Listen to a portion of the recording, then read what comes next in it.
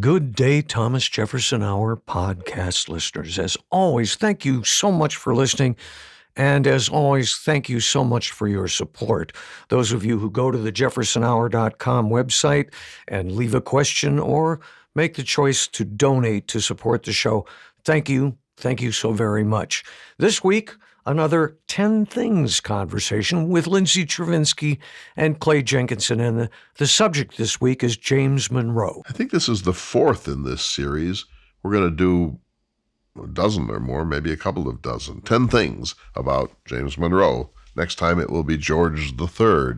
Then we're planning Dolly Madison and so forth. So, David, this is an idea that I had, I think, in November around Thanksgiving when I was reading a biography, and I came upon some interesting things about Hamilton that I didn't previously know.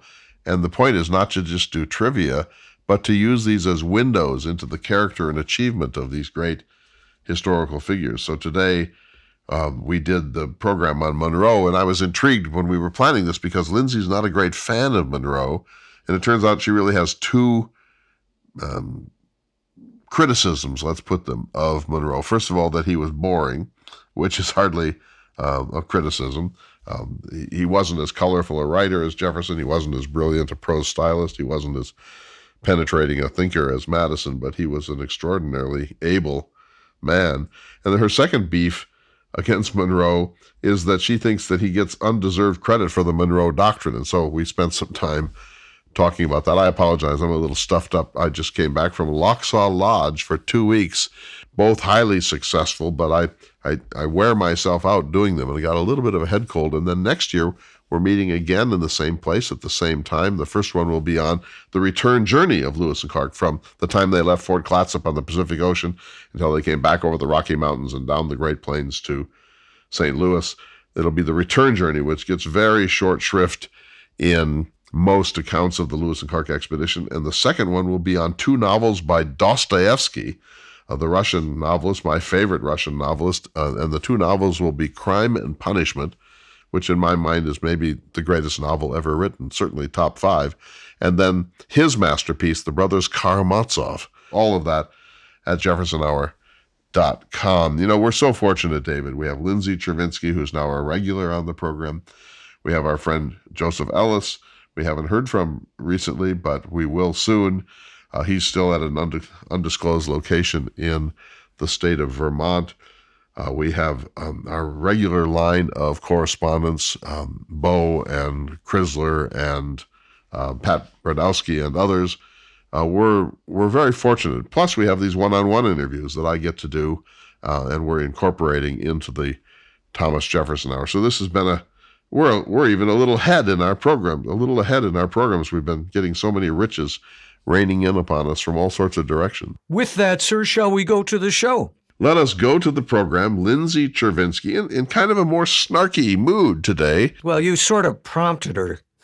People love it. It's fun, and I think she's so spirited and she's so smart and she's doing such incredible work. She's going on to great things. Brilliant woman. Brilliant. Yeah, we're lucky to have her. And so let's go to the show and let's hear her beat up on the 5th President of the United States, Mr. James Monroe. Good day, citizens, and welcome to this week's edition of the Thomas Jefferson Hour. This week, we are joined by the creator of the Thomas Jefferson Hour, Mr. Clay Jenkinson, and our special guest, Lindsay Chervinsky, for another round of 10 Things You Probably Didn't Know. And this week's subject is James Monroe. I'm your host, David Swenson. I'm so glad to welcome the both of you back for another one of these 10 Things episodes. I so enjoy them.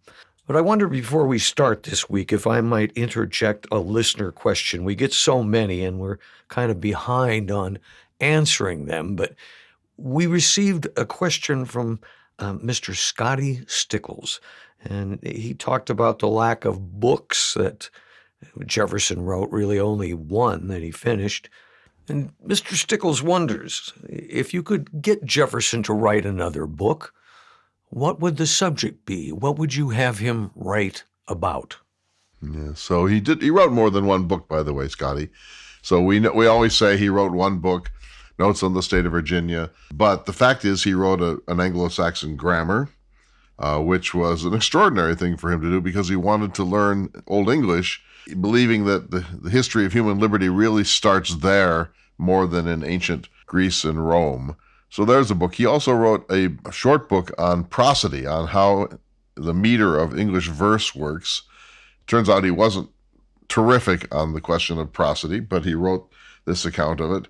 So he wrote more than we think. It just is usually a kind of I think almost a lazy cliche by historians to say, well, this was his one book. But if he had written more, Lindsay, what would you have wanted him to try to do? Well, as much as those options sound like real page turners, I think that... Wow. Really? You're going to start out that way? Where I ask you a polite and respectful question, and you go right after him.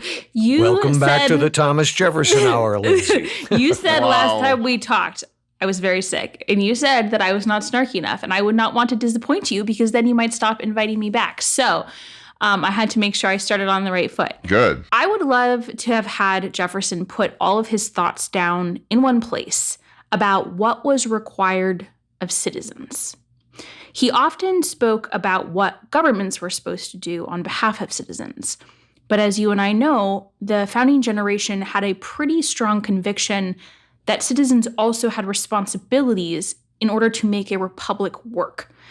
Now, Adams has written extensively about morality and the need for a virtuous citizenry in order to make a republic work. But I would really have loved to have heard from Jefferson in a little bit more length about what he thought citizens owed to the republic as sort of their part of the bargain. That's not Jefferson's way of seeing, as you know. His predilection was to cast the onus on government to stay out of our way and to treat people with the fullest possible respect. And the idea where you'll see, and like if you go to give a lecture, I'm sure you've heard this, people will say, we know about our rights, but what about our responsibilities and so on.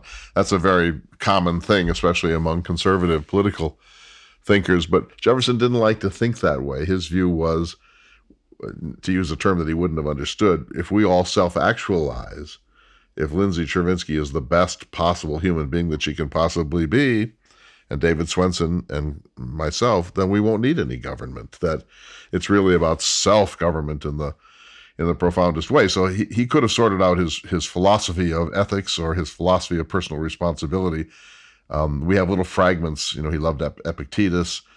He was a fan of Lawrence Sterne and Tristram Shandy. He was a fan of the sentimentalist and sensationalist movements that were coming out of Scotland.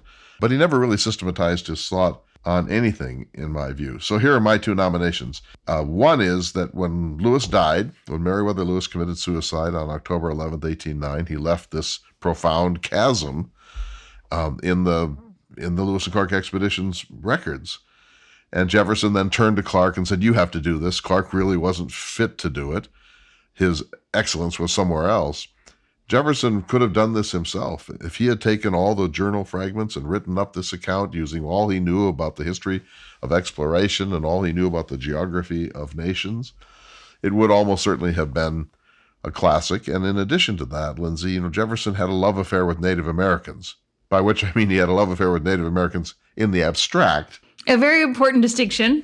But not so much with actual living Native people trying to survive the onslaught of the American juggernaut. But he would certainly have included a lot of really fascinating passages about that, and we would have been more clear on what his intentions for westward expansion were. So there's a book that I very much wish we had, and Lewis could have done it, but since Lewis was dead, Jefferson would have been an even better candidate to produce this. I wish that Jefferson would have written more of a history of the Revolution from his own perspective. But let's move into this week's discussion.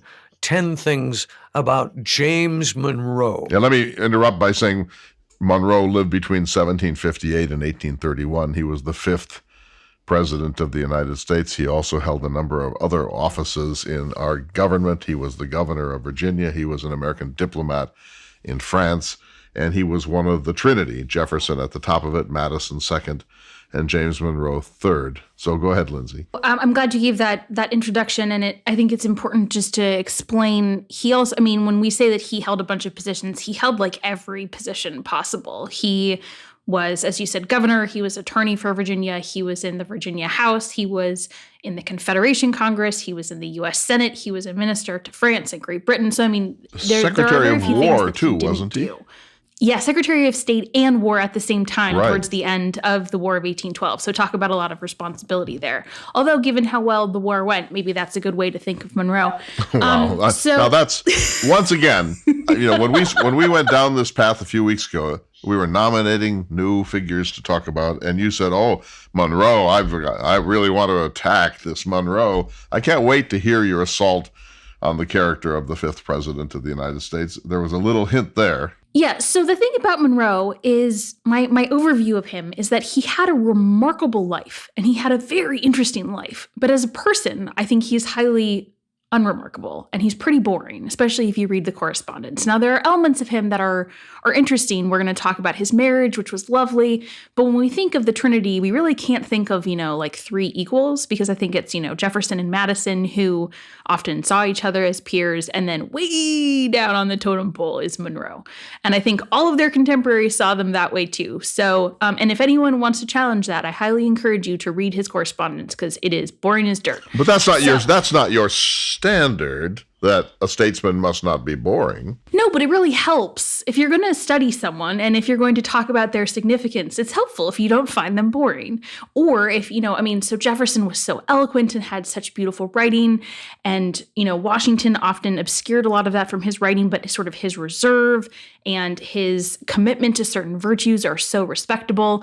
And where Adams sort of fails in both of those things, he can always be counted on to be very entertaining in the most, flawed way.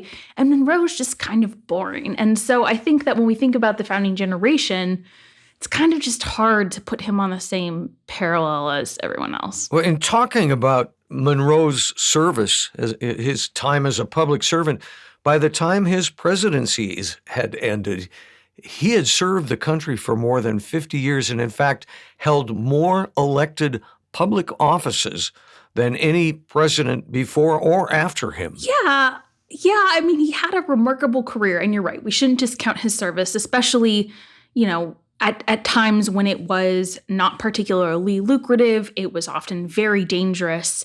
Atlantic crossings were very uncomfortable and unpleasant, and sometimes very risky. He was in the army. He often was paid very little. So financially, he suffered for all these things. So these are all very commendable. The two of you were kind enough to provide me with a list of possible 10 things. And top of that list were James Monroe's efforts to get people freed from prison, most notably Thomas Paine and Adrienne Lafayette. So Lafayette's wife, Adrienne, was younger than he was. It was an arranged marriage. It turned out in some ways to be a love match. And when Lafayette was incarcerated by the Austrians during the Napoleonic Wars, she eventually went to live with him in the prison, and the conditions were really appalling. In fact, it broke her health, from which she never fully recovered. But before that, she was incarcerated in France by the radicals of the Revolution. And I didn't know this until we started doing this series, but guess who intervened? James Monroe was an American minister to France. He was appalled by this. Lafayette was a person that the American people cared deeply for. And so he went to bat for her, as we say, and managed to get her released from prison. That's a pretty amazing achievement, Lindsay. It is an amazing achievement. And I would go one farther, which is that in addition to helping her be freed from prison, he helped arrange a great deal of financial support for the Lafayette family when their estates had been seized. And when we did our Thomas Paine episode many episodes ago, we also talked about his role in getting Thomas Paine freed. And so there's no doubt that as a minister to France, he had an incredible impact in these two particular ways. He wasn't ever allowed to say officially that the United States would go to war over their incarceration, but he did use the sort of subtle influence of he considered these two people to be either friends of the United States or American citizens, and the United States did not look favorably on their imprisonment. And he kept up that pressure relentlessly until it achieved his goal, and that is commendable. And by standing up for Thomas Paine, he spent a lot of political capital. It was not a popular thing by now in this country to be the champion of Paine, because Paine had written The Age of Reason, the 2-volume work that was seen by Americans as an assault on Christianity. And so he was no longer regarded by us with as much respect and praise as he had previously had. And eventually Monroe actually did kind of ask him to leave when Paine turned on Washington, because that Washington was literally Monroe's boss, and he couldn't really, go that far. Monroe was, in the 1790s, an ardent partisan. He was in many ways more radical than Jefferson and Madison.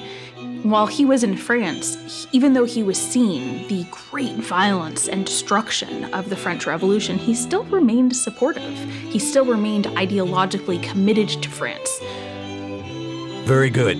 We need to take a short break from this conversation. 10 things you may not have known about James Monroe, but we'll be back in just a moment.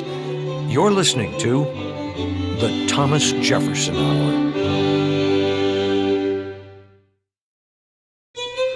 Welcome back to the Thomas Jefferson Hour. This week, our conversation with Lindsay Chervinsky and Clay Jenkinson. 10 things you might not have known about James Monroe. And we're going to return to our list and go to number 2, which is James Monroe's self-defense after returning from France. I could just set it up for Lindsay by saying he was recalled by the Washington administration. He had gotten a little too cozy with the French Revolution and with the radical movements that were there, and he had allowed himself at a 4th of July event to be compromised because Washington did not receive the toast that he deserved, and it was sort of fumbled when Monroe tried to get that toast on the record. And he did a number of things that the Washington administration just found more interested in the French Revolution than in protecting American interests, and so he was recalled. This happens all the time in diplomatic circles, but instead of just coming home and regrouping, he got upset. Go, Lindsay. Yes, so one of the main elements in the background of this was that the United States had negotiated with Great Britain the Jay Treaty. John Jay had gone to London, had negotiated this treaty to try and stem the possibility of war with Britain.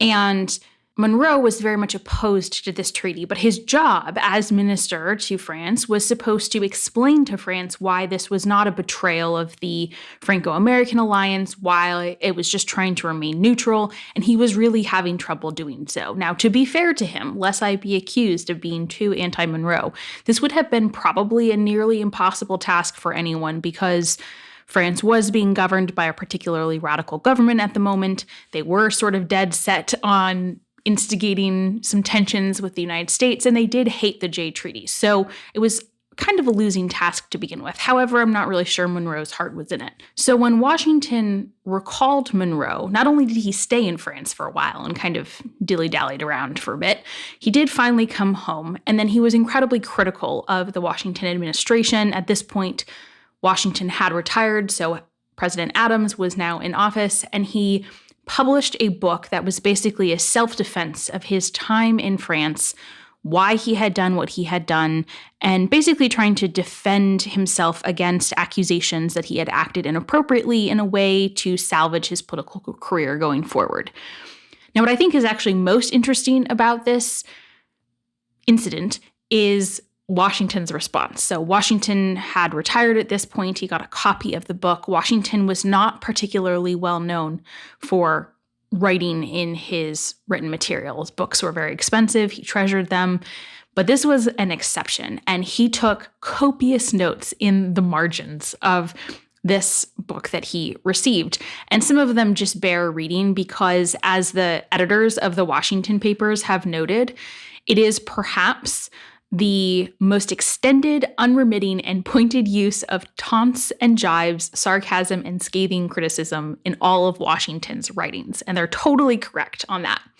My particular favorite is actually his first notation, when Monroe opens and he says, in the month of May 1794, I was invited by the President of the United States through the Secretary of State to accept the officer of Minister Plenipotentiary to the French Republic. And Washington writes, after several attempts had failed to obtain a more eligible character. So here we go. Monroe failed to understand what a diplomat does. And Henry Wotton said a diplomat is an honest man sent abroad to lie for his country. So that you have to protect the interests of your country, whatever your personal feelings are. And by the way, Jefferson was able to do that pretty well while he was a minister to France. He understood this distinction. Monroe did not. And I think it goes back to our first point. Monroe is regarded, and this isn't really fair to him, but as the lightweight of these three, that Madison is the genius for political thinking, and Jefferson is the universal genius, but maybe not as penetrating in intellect as James Madison. And Monroe is a couple of plateaus down, a good and decent man, a workhorse, incredibly loyal to the party that Jefferson and Madison were creating, more radical in some respects than either Jefferson or Madison, more of a true believer in ideology. And he goes to France, and he doesn't do the thing that a diplomat has to do, which is that you speak for the interests of your country, whatever your personal views happen to be. So then he's recalled, and then what you do is come home and you regroup and you work it out, and because you want to have a further career. This, Lindsay, could have been a career stopper for him. This could have been the end of his whole public life. It was not. I mean, he got away with writing a nasty book about the beloved Washington and survived that scandal. Yeah, he did. The reason he survived, I think, is twofold. One, the Federalist defeat in 1800 and the continuing demise of the Federalist Party made his insults and his flaws recede a bit into the background. He did then also have a fairly successful tenure as governor of Virginia. And Virginia at this point was a pretty strong Jeffersonian Republican stronghold. So he had some, additional leeway there for political life and was able to sort of rehabilitate himself. And then once Jefferson was in office, Jefferson, of course, didn't mind that he criticized Washington. He shared a lot of those criticisms more quietly than Monroe had done, but he agreed with some of them. And so once the Jeffersonians were in office, then he was sort of allowed to come back to the national stage. And during the second term of poor Washington, a term he did not want.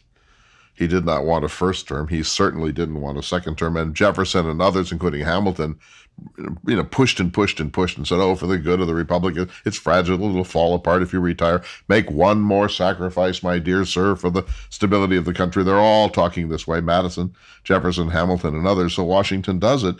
And as with most presidents, second term is less successful than the first. The criticism starts to come. The party structure is beginning to gel, and so now it's okay in a certain way to criticize the great Washington. And he took a lot of hits during his second term, and he recognized that Jefferson was behind some of them. But the other one that goes back to our earlier point, Lindsay, is that when Thomas Paine was finally released, he was bitter. Paine did not get over it, and he wrote a public remonstrance and attack on George Washington, and that one did destroy him. I mean, he didn't survive that in the way that Monroe did. You're both talking a lot about Washington.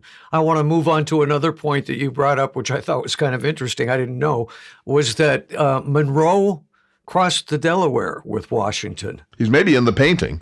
Yeah, very well maybe. Of course, we should always say that's not what the boats looked like. So or the river or Washington. And Washington certainly didn't stand up while crossing that river. He was huddled on the floor of the boat. If I may just say one more thing about that. So Monroe is actually considered to be the last of the Revolutionary War presidents because he did actually serve. He was in the Society of the he was eligible for membership in the Society. He was wounded. Because he was wounded. So he had real proper war service. Unlike Madison and Jefferson, who neither of them served.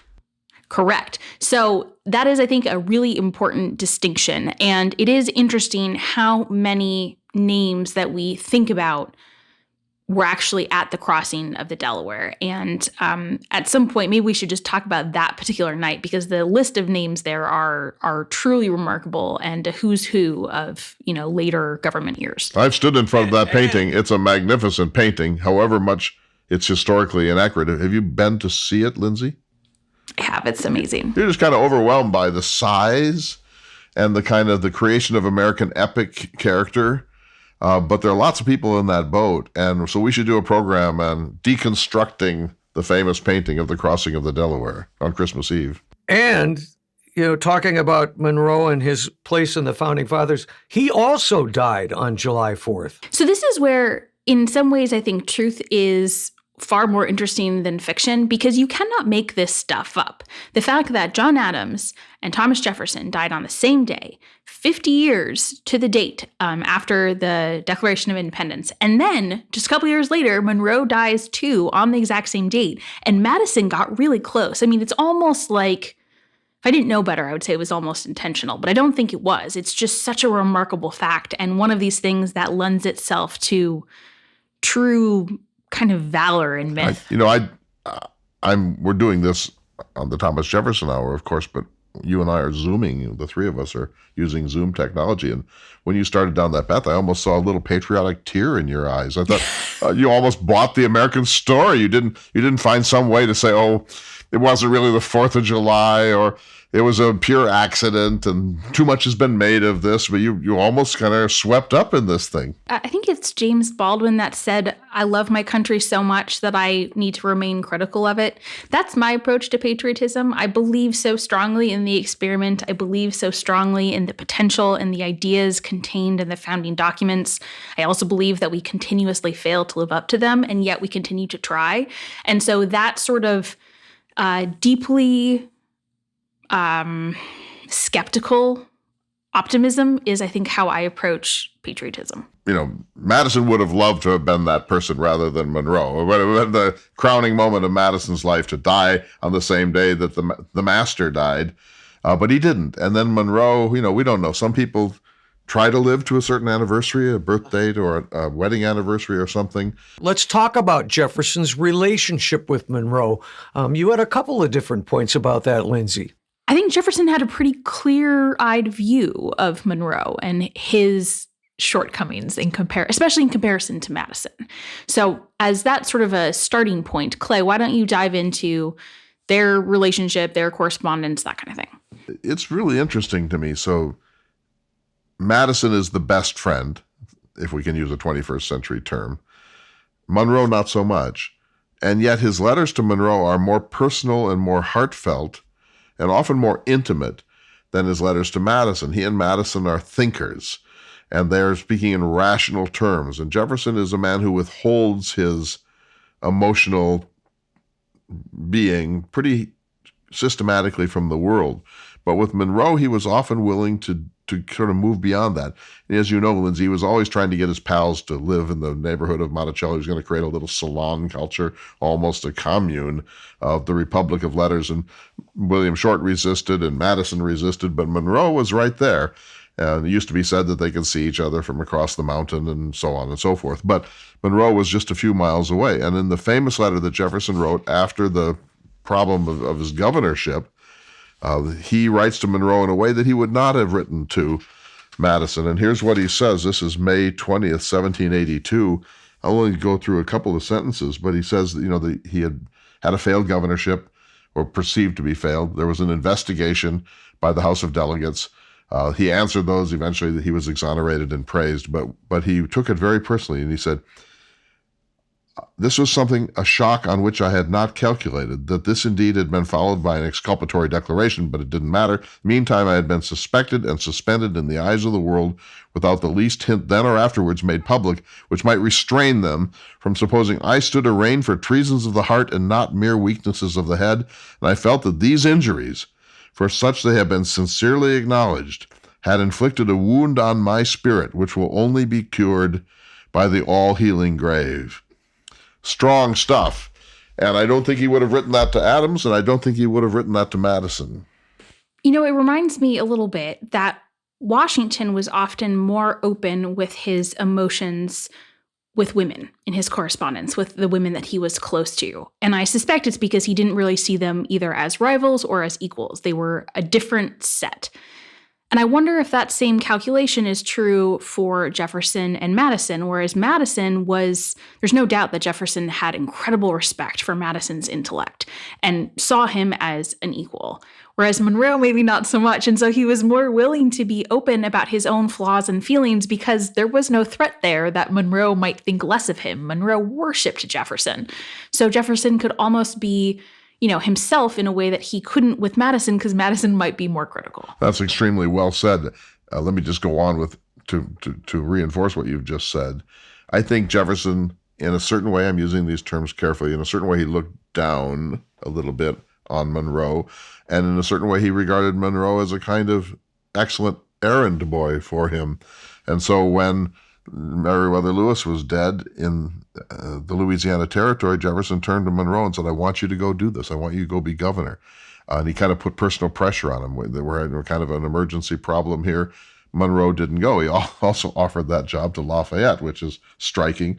But then when the Louisiana Purchase occurred in 1803, Robert Livingston was already there as the American minister to France, and Jefferson sends Monroe over, and he writes him this letter.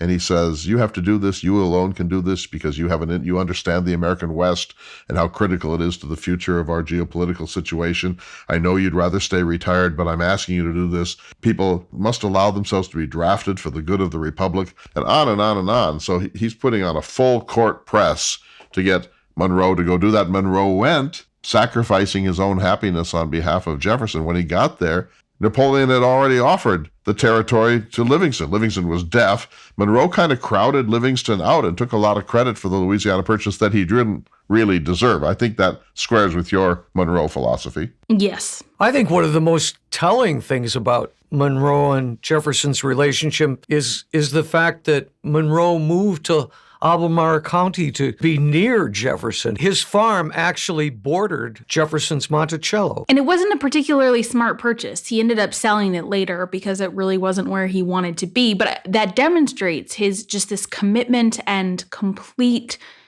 in some ways, obedience to what Jefferson had to say, because Jefferson really wanted him there, and so he was going to be there. But this I wanted to ask you this question, Lindsay, and I know we got to keep hastening forward here, but I'm interested in the wives of these men. So I know John Adams' wife had a harder time with Jefferson than Adams did. Adams loved Jefferson. Abigail had her moments with Jefferson. I wonder what Dolly Madison ultimately thought of James Madison's effectively giving his best energies to Jefferson when Madison was clearly the deeper political thinker. And then I wonder about Mrs. Monroe living within sight of Monticello, where clearly this was a senior-junior partnership. Do we know anything about Dolly Madison and Jefferson and Mrs. Monroe and Jefferson? Yeah, so unfortunately, like with Martha Washington, after her death, James burned all of their correspondence, or as she was dying, burned all of their correspondence, and a lot of her correspondence with other people as well. So we have very little written in her hand, which means we don't really know. You're talking about Liza now, Liza Monroe. Yes. Right. Yeah, so we don't really know much about her inner workings. We know that she was born and raised in New York City. She was well educated. She was apparently stunningly beautiful. She was very charming. Monroe met her when he was in New York for Congress and immediately fell head over heels in love with her. They got married before she was 18. It was a very fast and sort of impetuous courtship, but they actually really we know that they retained a love match for the duration of their marriage, such that she actually refused to really part with him. So every time he went to France, every time he went to Britain, every time he went to Washington, D.C. or Philadelphia or New York, she went with him. They were together for most of their marriage, and her health often suffered for it. Later in her life, especially after the birth of her children, she probably suffered from epilepsy or some form of seizure. She was often injured when she had these seizures, including at one point she was burned when she fell down by a fireplace. And so every time she had these illnesses, he would write about her suffering and how much it pained him. So we know that they loved each other tremendously.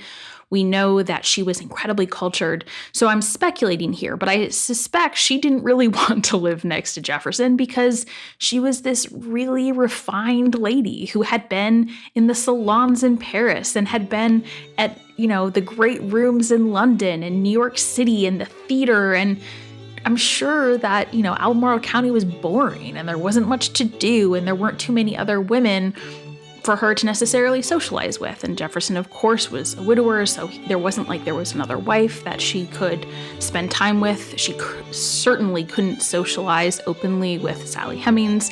So she was probably very lonely in that space, if I had to guess. They were a love match, though, the two of them. Oh, very much. Right? It was, yeah. And he wrote about her with great affection. He was devastated when she died. He only lived for about a year after she passed away. But in terms of their marriage, it was certainly a very strong one. We need to take a short break from this conversation, but we'll be back in just a moment. You're listening to the Thomas Jefferson Hour. Welcome back to this special edition of the Thomas Jefferson Hour, our 10 Things series. Today, James Monroe. I'm with David Swenson, the semi-permanent guest host of the Thomas Jefferson Hour, and our friend Lindsay Chervinsky, who has a book on the cabinet, now out, I believe, or just about out in paperback, and another book on the way. David, where are we? Are we at question 4, question 5? I've lost track. Without being too critical, it's pretty impossible to keep the two of you on a list. But actually, we're doing pretty good. We've got 3, maybe 4 items left, depending on how you count them. Perfect. Would you like me to lead you into one? Yes, thank you. This is one that I would very much like to hear the both of you talk about, the John Quincy Adams Doctrine. Boy, I'm already grumpy about this. First of all, she's going to dump on the Monroe Doctrine. Then she's going to say, I'm not. No fighting or I'll mute the both of you. Then she's going to say that they named their dog after Quincy, John Quincy Adams. And then she's going to ignore Jefferson's even more important influence on the Monroe Doctrine. But go ahead, Lindsay. Well, first of all, those accusations are totally unfounded because I think quite highly of the Monroe Doctrine, actually. It was very important for the start of American imperialism. And I would argue that it's the first real statement of foreign policy strategy that we have in an outward way. You're correct. My dog is named John Quincy Dog Adams because John Quincy Adams is fantastic. And finally, I would say hogwash to your Jefferson component. And here's why. The Monroe Doctrine is not just the speech that James Monroe gave to Congress. It is a 3-part process. It was the speech to Congress, it was the diplomatic instructions to Rush, and it was the response to a series of diplomatic invitations and letters sent by George Canning, who was the foreign minister in Great Britain, and one of the ministers from Russia.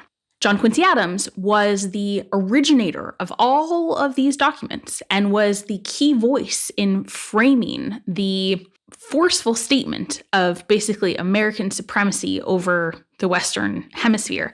And to your point about Jefferson, Jefferson believed it was a really good idea to accept the British offer at the time. Britain had made this offer that said, we're not really okay with Spain or Russia trying to interfere in South America. Let's both agree that we're not going to have any claim to Texas or Cuba, and we will not participate in this South American nonsense. And John Quincy Adams said, no, we are not going to accept this offer by Britain. We are not going to respond to it. And Monroe had written to Jefferson and Madison. They had encouraged him to take the offer, and Adams was the one that ensured that he did not. So it should really be called the John Quincy Adams Doctrine. I'd like to counter hogwash this. Okay. This is a letter that Thomas Jefferson wrote to the President of the United States, James Monroe, on October 24th, 1823, because Monroe had written to him saying, there's all this in the air about how our relationship in the Western Hemisphere should be with old Europe, and what do you think, my good sir? And, I trust you to know the geopolitical things that are important to the future of independence and so on. And Jefferson wrote back this letter on October 24th, and he said, our first and fundamental maxim should be never to entangle ourselves in the broils of Europe. Our second, never to suffer Europe to intermeddle with cisatlantic affairs. America, North and South, has a set of interests distinct from those of Europe and peculiarly her own. She should therefore have a system of her own, separate and apart from that of Europe. So there's your Monroe Doctrine right there. I'm showing it to you right on this Zoom. The problem is that John Quincy Adams wrote those same ideas in his diary several months before. And then he was the author of these great statements. I guess great minds think alike. Yes. Well, so here's really the takeaway we can take from this. Certainly Jefferson espoused these ideas. Certainly John Quincy Adams espoused these ideas. Monroe didn't have any original ideas, so it really should not be blamed or given credit to his name. Well, it's really, I do agree with you in your fundamental point that this is the first great statement of Western hemispheric independence, a warning that Europe must not meddle in Central and South America, or North America for that matter, that the Western Hemisphere was going to be a new path for humanity, supervised, of course, by the United States, and that we were putting the world on notice. And it's really the American doctrine. It continues to be invoked to this day with, of course, Theodore Roosevelt's corollary, which says, if we're not going to let the Europeans come in and snap the nose of our Central and South American neighbors, we may have to do it from time to time. But I agree with you. This is a fundamentally important doctrine. It was really being formulated, generally speaking. But John Quincy Adams, I would say this, I wonder if you agree, is arguably, certainly top 5 secretaries of state, maybe top 1. Yeah, I agree. I think he really excels in that position. His presidency is underrated, but he certainly was not a fantastic president, and it was not the peak of his public service. Let's move on to another point. And I thought this was interesting. Monroe enforced a very intense quarantine to combat a yellow fever outbreak. So Monroe's governorship of Virginia is a remarkable example of his thinking about executive authority and his thinking about federalism, because he believed very much in the power of governors to wield pretty extensive authority, and he used that authority in Virginia. There was an outbreak of yellow fever in 1800, 1801, and they were able to track it to the port of Norfolk. Now, the port of Norfolk, for anyone who is familiar with the geography of Virginia, is at the mouth of the Chesapeake Bay. The Chesapeake Bay then goes sort of northwest and branches off into the James River and the Potomac River, and so it's really the hub of trade during Monroe's time. And so this outbreak threatened to have really terrible implications because yellow fever could spread basically across the entire state. So Monroe enforced a very strict quarantine. Anyone coming in and out of the port had to remain to show no signs of symptoms. Anyone who had symptoms was going to be housed and cared for at the state's expense. So it was very much a public health concept at the time, and it really stemmed the tide of the expansion of this disease. It was much less damaging than other yellow fever outbreaks like the one in Philadelphia in 1793. And he was given a lot of credit for handling this really well, even though it required immediate, quite strong executive action. 1 in 10 Philadelphians died in that epidemic. And people didn't really know what to do because at this point there was no cure, there was no concept, and it moved so quickly. So by providing care and lodging for people who were ill, it really reduced the fear and the terror that was often accompanied with these pandemics. That's great. You give Monroe points for that as well, Clay? Absolutely. This is one of the high points of his work. He was not afraid to use power for the public good, and I think the country understood that better then than we do now, that there are moments when strong leadership is absolutely necessary. Keep in mind, 1 in 10 or so were dying from yellow fever. This is a good moment. Let's turn to a not good moment, also on the list, and that's the Monroe administration. He's governor of Virginia's response to Gabriels Rebellion, Lindsay. So this is another example where he used pretty expansive gubernatorial authority. There had been a number of rebellions in Virginia and across the South in the 1790s, but Gabriels Rebellion was by far the largest. So just a little bit of background here. In the spring and summer of 1800, there was this plot that was slowly built up by Gabriel Prosser and a number of people that lived in the similar area. The plan was to attack Richmond and to set fire to a number of the wooden structures, and then while people came to address the fire, to attack the armory. This plan was unusual because of the number of people involved, as well as the people themselves were blacksmiths or had metalworking skills. So they were able to create a number of weapons in a way that was not usually the case with these types of rebellions. And for people that don't know, this was a rebellion of enslaved people. Yes, it was mostly enslaved. There were some free Black Americans that were involved, and there were some sympathetic white Americans that maybe provided some assistance. But it was primarily enslaved Black Americans who did this uprising. There was a widespread fear about slave revolts in general.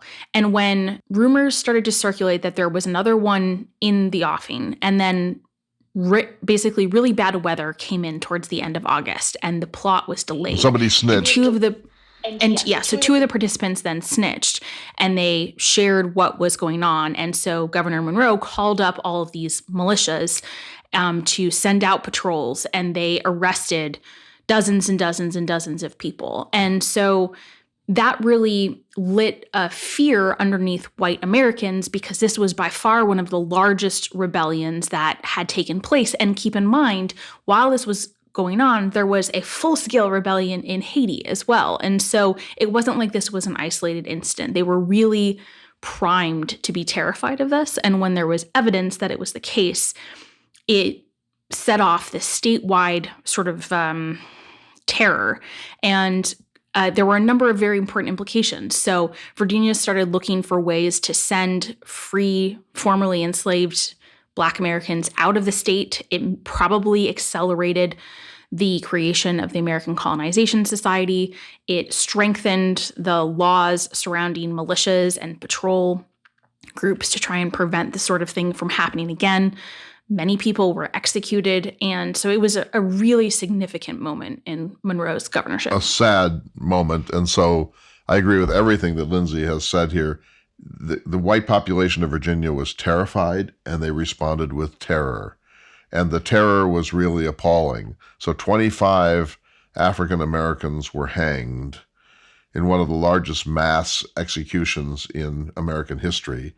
And these were people who were not necessarily implicated by evidence in this. This was really the patrols, and we need to understand what the patrols were. They were basically lynching parties that were looking for any enslaved person who wasn't on the right plantation, who appeared to be suspicious, who was traveling without papers, and so on. And so the reprisals were meant to terrorize the enslaved community, because people like Jefferson lived in daily fear that at some point there was going to be a successful slave rebellion.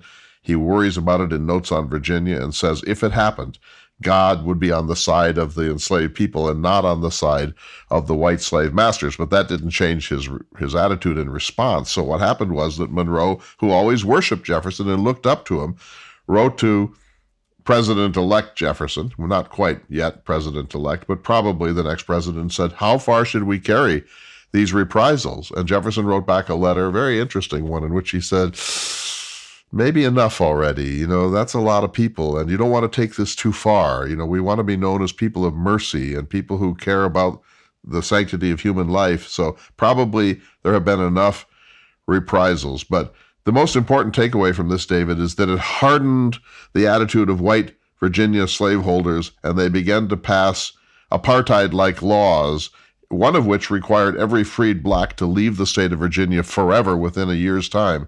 And all this was designed to put the boot on top of slave uprisings and slave resistance to enslavement. And so things got worse because of Gabriels' Rebellion. So I highlighted that same letter that Jefferson wrote to Monroe. And what's interesting is that the Council of State, who were the counselors designated to advise the governor, rejected that advice and ordered the continuation of executions until it became too costly to pay owners of these executed enslaved individuals. So it wasn't actually sort of, their moral compunction. It was they had to be compensated for the loss of their property. Exactly. So it was a financial consideration that actually stemmed the tide of the reprisals. The second part that I just want to highlight, we called them snitches, but the enslaved individuals that revealed these plans, they received their freedom in order for doing so, and they received emancipation. And it's, easy to cast judgment on their actions, but they knew the consequences of getting caught, and then the consequences of coming forward. And so I think it's important to add that element to the story as well. But there was torture involved in all of this. The reprisals were not due process reprisals. These were out-of-control posses. And I'm so sorry to hear you say that the cessation of the white violence came largely because of the economic cost of it, not because of Jefferson's view that maybe enough was enough. But this whole episode leaves a bad taste in my mouth. It can't have been easy to be James Monroe in this situation. Well, let's end it on a high note then, if we might. It should be noted that Monroe's first presidential term was coined the era of good feelings. And when he ran in 1820, he essentially was unopposed, got all but one electoral vote. And it was the last time in American history that our president ran essentially unopposed. Let me go first. First of all, I think we now are more suspicious of the term era of good feelings than we used to be in historiography. And remember that one reason that it could be an era of good feelings is that the Federalists had been snuffed out or had snuffed themselves out. So we were really living in an almost one-party situation, which is rare in American history. Lindsay, what say you? Well, part of that unity came from the fact that the Federalists were so discredited during the war because they had not really been supportive of the war effort. I do think that your point about the era of good feelings not necessarily being accurate is a good one and revealed by what happens in his second term, because pretty much Monroe's entire cabinet runs for presidency to succeed him. And so we have people like William Crawford, John C. Calhoun, John Quincy Adams, Henry Clay was in Congress and he was running, Andrew Jackson was running. So, they're all technically kind of running under the same party, but it doesn't mean they like each other. Lord knows John Quincy Adams and Andrew Jackson do not like each other. So it is certainly a little bit gives us the wrong sense of that decade. One last thing, David, if I can just toss it in, is maybe number 11 in our list. Tantalizingly, we didn't have time for it, but James Monroe was involved in the Hamilton-Maria Reynolds catastrophe, and he with another person confronted Hamilton about this, thinking that Hamilton might be speculating in government funds and so on. Hamilton told them about this affair and said, "This is a private matter. It has nothing to do with my public performance. I would appreciate it if you would keep this private." And those two Virginia gentlemen promised to keep it quiet, but they didn't. It got to Jefferson, it leaked, this became a public scandal, and when that happened, Hamilton confronted Monroe, and they nearly fought a duel over this, because Monroe probably was responsible for snitching to Jefferson and others what he had heard privately from Colonel Hamilton. So, Lindsay, that's another moment of really intrigue. I think Monroe would have won that duel, too. It is always such a pleasure to listen to the two of you. I appreciate you sharing your insights. We really need to bring this conversation to a close, but very quickly before we do, who's up next for 10 Things We Ought to Know? I think there's a long, long list of people I want to get to, but Lindsay, what say you for our next round? I would say let's go to the other side of the pond and do George III. Gee, have you read this big new biography? I have. Don't drop it on your feet, people, or you will break bones, because it is hefty. Once again, thank you so much. I've enjoyed this very much.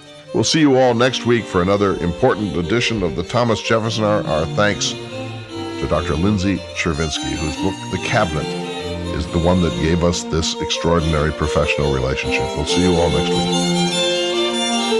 The Thomas Jefferson Hour is brought to you each week by Dakota Sky Education. The program is distributed nationally by Prairie Public.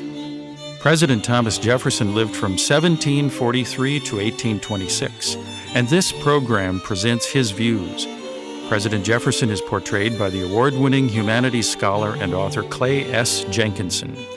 To obtain a copy of this or any show for a $12 donation, please call 701-575-0727. This program is also available online at jeffersonhour.com and on Apple Podcasts. If you'd like to correspond with President Jefferson or submit a question for him to answer on the program, please visit the website at jeffersonhour.com. The Thomas Jefferson Hour is produced at Makoche Recording Studios in Bismarck, North Dakota. Bach Cello Suite No. 3 in C major by Stephen Swinford. Thank you for listening. Please tune in again next week for another thought-provoking, historically accurate program, Through the Eyes of Thomas Jefferson.